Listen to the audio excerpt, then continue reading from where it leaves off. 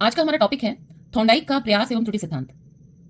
Thorndike का प्रयास एवं त्रुटि सिद्धांत अधिगम के सिद्धांतों में एक सिद्धांत है जो उसके व्यवहारवादी सिद्धांत के अंतर्गत रूप के अंतर्गत आता है। अधिगम यानी कि सीखना शिक्षा के सभी स्वरूपों में केंद्र बिंदु माना जाता है, क्योंकि शिक्षा के मुख्य उद्देश्यों में एक उद्देश्य अधिगम भी है। अधिगम यानी कि सीखना इस प्रकार हो कि वो अधिक से अधिक स्थायी हो। इसीलिए अधिगम और अधिगमकर्ता को ही केंद्र में रखकर संपूर्ण शैक्षिक प्रक्रियाओं का संचालन किया जाता है। अधिगम के सिद्धांतों को मुख्यतः दो रूपों में वर्गीकृत किया जाता है। पहला व्यवहारवादी साहचर्य सिद्धांत, दूसरा ज्ञानात्मक एवं क्षेत्र संगठनात्मक सिद्धांत। थॉर्नडाइक के प्रयास एवं त्रुटि सिद्धांत को अधिगम के व्यवहारवादी साहचर्य सिद्धांत के रूप के अंतर्गत रखा जाता है। थॉर्नडाइक के प्रयास एवं त्रुटि सिद्धांत को और भी अन्य नामों से जाना जाता है। पहला है उद्दीपन अनुक्रिया सिद्धांत। थॉर्नडाइक ने जिस प्रयोग को करने के पश्चात प्रयास एवं त्रुटि सिद्धांत दिया, उसमें यह देखने में आता है कि उन्होंने मछली के एक टुकड़े को उद्दीपन के रूप में प्रयोग किया और उसी के आधार पर भूखी बिल्ली एक अनुक्रिया करती है। इसी आधार पर इस सिद्धांत को उद्दीपन अनुक्रिया सिद्धांत का नाम भी दिया जाता है। संयोजनवाद सिद्धांत इसका दूसरा नाम है। जो प्रयोग किया गया उसमें यह देखने में आता है कि बिल्ली के प्रयासों और अंत में उसको जो पुनर्बलन मिलता है उससे वो प्रेरित होती है और लगातार प्रयासों के बाद वो एक अधिगम करती है। इसी के कारण इसको संयोजनवाद सिद्धांत भी कहा गया है। इसको एक तीसरे नाम से भी जाना जाता है, अधिगम का संबंध सिद्धांत। अब हम देखेंगे कि थॉर्नडाइक ने जो प्रयोग किया जिसके आधार पर उन्होंने प्रयास एवं त्रुटि सिद्धांत को प्रतिपादित किया, वो प्रयोग क्या था। थॉर्नडाइक ने अपने अधिगम सिद्धांत से संबंधित प्रयोग एक भूखी बिल्ली पर किया। उसे उन्होंने एक विशेष प्रकार के संदूक में रखा, ऐसा संदूक जिसमें एक खटका था जो चटकनी के दबने से खुल जाता था। संदूक के बाहर उन्होंने एक मछली का टुकड़ा रखा जिसको बिल्ली आसानी से स्पष्ट रूप से देख सकती थी, और यही मछली का टुकड़ा बिल्ली के लिए उद्दीपन का कार्य करता था।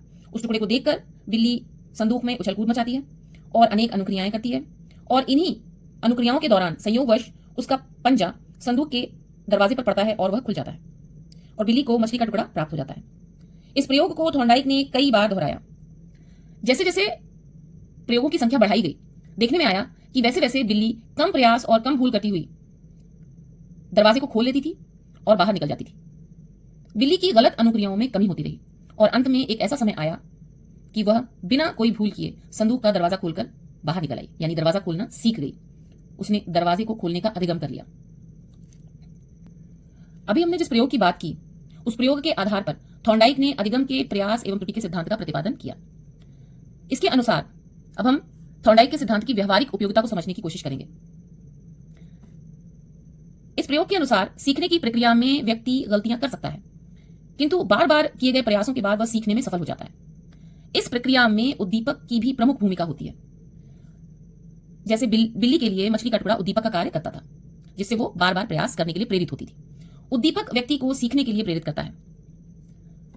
थॉर्नडाइक ने अपने सिद्धांत में वर्णन किया कि सही अनुक्रिया वह अनुक्रिया है जिसके करने के बाद विद्यार्थी को पुनर्बलन मिलता है। अब हम समझेंगे कि थॉर्नडाइक के प्रयास एवं त्रुटि सिद्धांत का शैक्षिक महत्व क्या है। थॉर्नडाइक के सिद्धांत के आधार पर बच्चों को स्वयं के प्रयत्न से सीखने के अवसर प्रदान करने चाहिए। जैसे कि प्रयोग के आधार पर हम कह सकते हैं कि बिल्ली ने बार बार प्रयास करने पर खटके को खोलने का जो अधिगम किया वो बहुत ही स्थायी था। इसीलिए जब बच्चा स्वयं प्रयत्न करके सीखेगा तो उसका ज्ञान और कौशल अधिक स्थायी होगा। अनुकरण सीखने की स्वाभाविक विधि है, ये हम जानते हैं। बच्चा पैदा होने के साथ ही कुछ समय बाद अपने आसपास की समाज में अनुकरण करता है और अनुकरण करके बहुत सारी चीजों को सीख लेता है।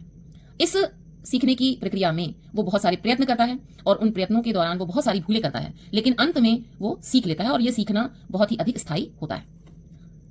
थॉर्नडाइक का यह सिद्धांत प्रयत्न पर बहुत अधिक बल देता है, क्योंकि यही प्रयत्न भूल को कम करता है, गलतियों को कम करता है और साथ ही असफल होने पर उन्हें बार बार प्रयत्नशील होने के लिए भी प्रेरित करता है।